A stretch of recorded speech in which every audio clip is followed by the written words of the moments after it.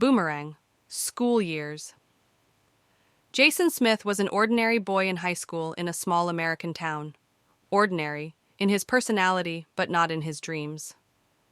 While his peers raced ball in the yard, he sat in the library learning programming and reading books about business. He wasn't the most athletic, didn't wear fancy clothes, and couldn't crack jokes. And for that, he became a target. At the head of those who teased him was Kevin, a tall, stout guy from the soccer team. He was popular, surrounded by a group of friends, and easily got the attention of the girls. Jason, on the other hand, was just a nerd for him to make fun of. "Hey, Jason, are you with that laptop of yours again? Why don't you try living instead of hiding in your numbers?" laughed Kevin.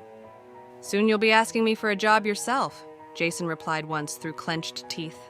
Kevin only laughed. "Yeah, right, you wish. How are you ever going to be anything if you can't even stand up for yourself?" Every day, Kevin and his group found new ways to humiliate Jason. One day, they filled his backpack with ketchup. Another time, they stole a flash drive with his projects. But the cruelest thing happened at graduation.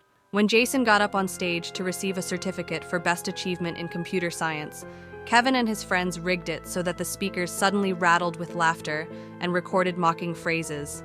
"Here comes the nerd king. I wish he'd moved straight from school to the basement."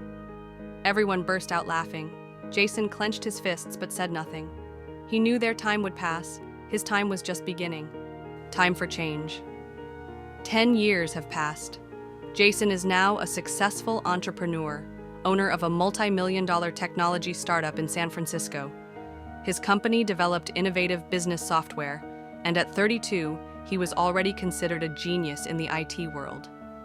Forbes and Business Insider wrote about his success. One day, in the middle of the workday, his secretary announced that the company's phone line had received a personal call. "Mr. Smith, it's Kevin Parker on the line.